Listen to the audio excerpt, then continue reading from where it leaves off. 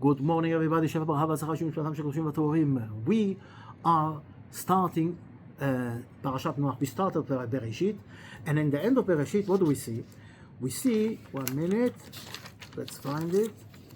וירא השם כי רבה רעת האדם, and he sees that people are bad. וכל יצר מחשבות ליבו, and the יצר הרע is there, and the יצר bad inclination is there.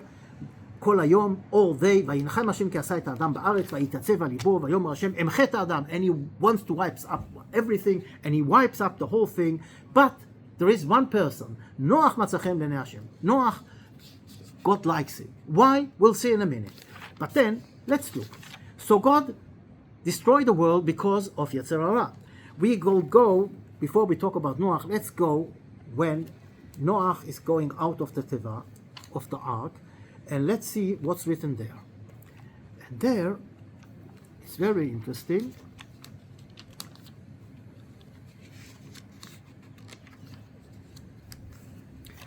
Noach gets out of the ark, he brings a sacrifice, and God smells the good smell. And God says to his heart, I'm not going to curse the land anymore because of the human being of the God.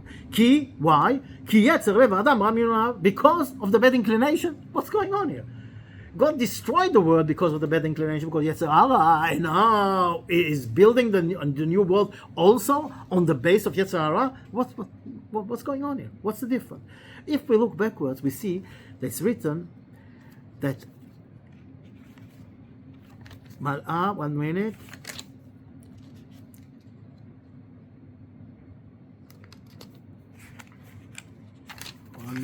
Let's go back. וכל יצר מחשבות הוא רק רע כל היום. Only bad. Only the bad. The Yetzer Hara is controlling everything. There is no good point in it. But then there is this shining point, Noach. So, okay. So why now you put Yetzer Hara in the equation again, and you say that you build the world because of Yetzer Hara? Because you have to understand, we came to this world with a reason. The reason is that we have to work and do job, and the job, a part of the job is fighting Yetzer Hara, because otherwise we'll do nothing. We could have sat down up there in heaven and do nothing the whole day and learn Torah and do mitzvahs, whatever it is, like the neshama will be elevated. But God created the world for the neshama to go down, put her in a body. As we said in Bereshit, bara Elokim et hashamayim v'et haaretz. The shamayim, the heaven is the neshama that comes from up there, and et haaretz is it's the body that comes from down here. And this combination has curbed the body is got Yetzer Hara, because you have to fight, you have to have let's say you have a job here, you have to work, and if there is no Yetzer Hara, so you could stay up in heaven. So the Yetzer Hara is there in order to take out of us the best. And like for example, if you are in a special unit in the army, you go through a very hard training, but you're happy about it because the training makes you a better soldier. And that's exactly the idea. The Yetzer Hara makes us better people, so we have to fight with him. And this is what Noach is doing. Noach is the one. Now let's see what's happening with Noach.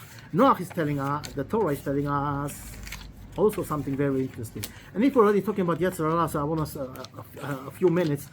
You know a fly. Your fly, how many legs has got a fly? A fly's got 6 legs. A fly is a symbol of Yetzer Hara. 6 legs is like all the direction. Right, left, in front, back, and up and down. East, west, north, and all the sides, and up and down, like Yetzer Hara. Yetzer Hara comes to us from all sides, and from up and from down. Also, if you look at the eyes of the fly, it's got big eyes, but if you take a microscope and you look at the eyes, you will see it's not 2 eyes, it's thousands of eyes, small eyes that are in the big eye. What is the eye? The eye is the first thing that makes you sin. When you look at things that you shouldn't look. So the eye is also Yetzer Hara. It's the tool of Yetzer Hara, the eyes to look. And then there is another thing. A fly can climb on a straight thing upwards, or even on a glass. He can climb on it.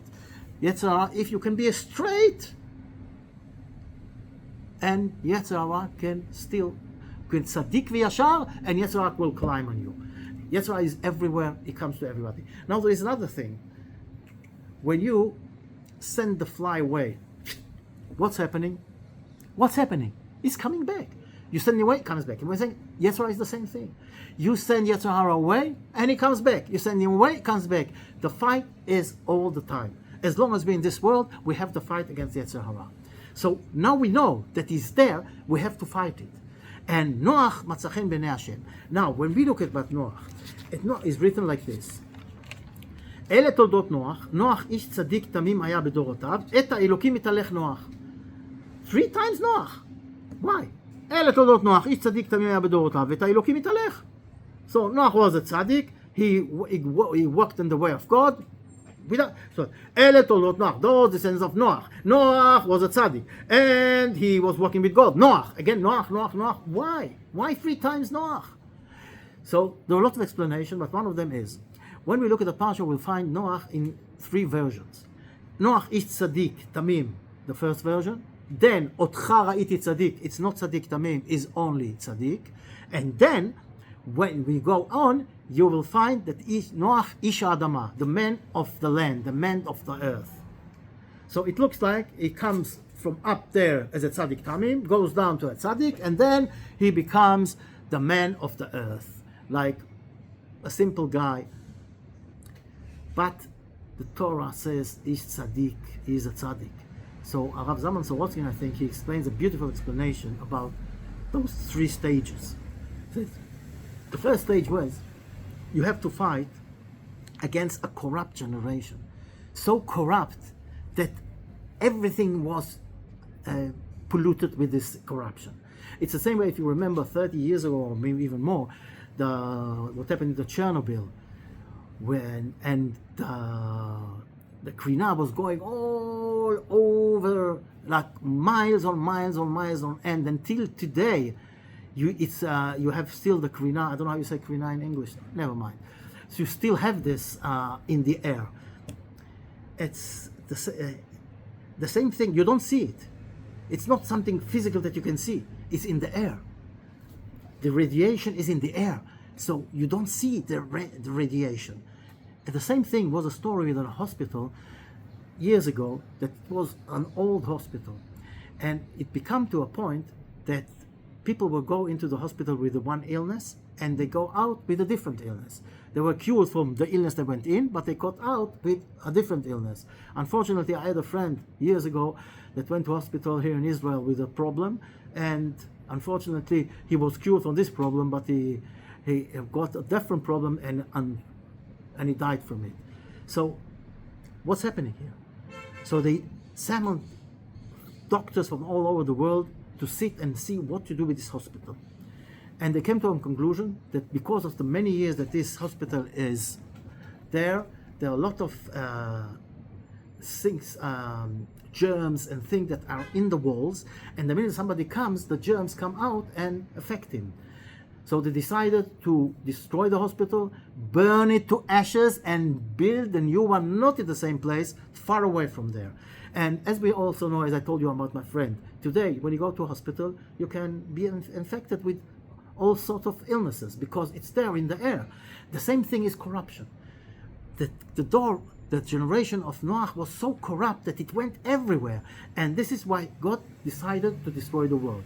From 2 reasons. First of all, the reason is, why did God create the world? For the human being, for man, for Adam HaRishon to come and keep the Torah and go in the way of God. Now, if they are corrupted and they go with the Yetzer Hara, so there is no reason for the world to exist. So God wipes out everybody, babies and animals, whatever it is. And also, as we said, the influence is there. The Rambam says, if you be in a bad company, the influence will be there and you will be affected. And you have to be very careful with this. And we all know that if we go with a bad society, look at us today.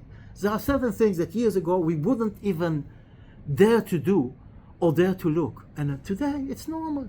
A lot of things I know, I don't want to go into details. Everybody understands what I'm talking about. Things that were holy and really sanctified and today, okay, a lot of things that we see in the street don't affect us as the youth because we get used to it. The influence is there. And Noah, with this corrupt generation, he had to keep himself with his family out of reach from the society around. So he was Tzaddik Tamim. Tzaddik Tamim is somebody who closes himself from the whole world. He doesn't care about what's happening outside. He cares about his family, about himself and his family. It sounds selfish, but this is one stage. Because afterwards, God tells him to build an ark because the flood is going to come. How many years did he build the ark? 120 years. And what do you think? People asked him, look at this crazy old guy. What is he doing? They asked him, what are you doing? I'm building an ark. Why? Because there's going to be a flood. Because the generation is corrupt. You have to do tshuva. And nobody listened to him. They were laughing at this crazy guy. But while he was building the ark, he was not a tzaddik tamim that closes himself. He was a tzaddik that influences the people around him, telling them to do tshuva, but he didn't listen. And then, after we went into the teva, into the ark, and the water, by the way, was 40 days and 40 nights the rain was. Why 40 days, 40 nights? And because we received the Torah in 40 days and 40 nights. A mikveh is 40 se'ah is a mikveh. And if we see, like God was purifying the world with this rain, with the water that comes from heaven, for 40 days was coming, and like the symbol of the 40 se'ah of a mikveh, and the 40 days that we received the Torah, and there are a lot of other things. Anyway, there comes the time, and Noah has to go out of the teva. God's telling him, you have to go out. Now he has to go out. So we can say he was no more the same tzaddik as before, but we can also say exactly what's happening to us today. We have been in the ark of the Yom Tovim. We did some wrong things, then we had Yom Rosh Hashanah, Yom Kippur, we fixed things, we crowned the King of all kings on ourselves, then we sat together in the Sukkah, which is like, imagine to yourself, this is the Teva, this is the ark that surrounded us and covered us and protected us from all what's happening outside. But then comes the day, Achrei Chagim, after Yom Tovim, we have to go out to the normal life. And we are going to have Rosh Chodesh tonight. And this is very interesting. In Chodesh Cheshvan, how do we call it? Mar Cheshvan. Bitter Cheshvan. Why? Why? Because there is no one day of Yom Tov in Cheshvan. Why? Why is so well? What, God couldn't put one day in? What's the problem? But it's exactly the idea. After we got the light and elevated ourselves in the Sukkah, in the Teva, now is the time to start working. And the highlight is not the Yom Tovim, it's what's happening afterwards. Because all the Yom Tovim are a fuel station. They filled us with Torah, with the light. And now, this holiness elevated us. But now we have to go to normal life. And put this holiness in the simple things. That's Noach Ish Adamah. Now we have to connect ourselves to the earth and put the holiness into the earth. This is Toldot Noach. Now, Toldot Noach, what are they? The good deeds he did? This is why he was saved? No. Vayoled Noach shlosha banim, says the Torah. He gave birth to three boys. But we know already this from the last parsha, from the end of the last parsha. Why is the Torah telling us again? Because those are the good deeds he did. He brought up 3 kids and teach them and gave them the message of God. And this is exactly the point that we have to be very careful. This is what God likes. Noach matzachen b'nei Hashem. Why did God like him? Not because he was a tzaddik. That's okay. But because he fought against the whole generation and educated his kid in the best way he can. And Baruch Hashem, from this comes later on Avram Avinu, and he also is chosen to be the father of our nation because he was a one who gave the message to the next generation, to the world. And that's exactly the power that we need in order that God will like us. Matzachen, to make sure that the next generation and also the generation today will understand what it's all about. What is the message of God? And another thing that I want to end this lesson is, we know that not all his kids were 100%, because we see that when they go out of the teva, he puts a vineyard, whatever, he drinks wine, and then what's happening, one of his sons,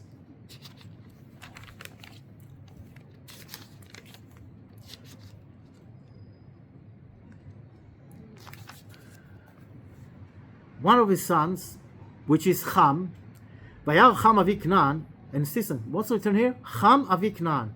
Nobody from the other sons is mentioned his son. But here, Ham Avi Knan is the father of Knan. And by the way, when we say he's the father of, who is important? The son. He is the father of. If you say he's a son of the prime minister is important. If you say his son is the prime minister, so the son is important. So here, who is important? Who Avi Knan, not he. Knan is important.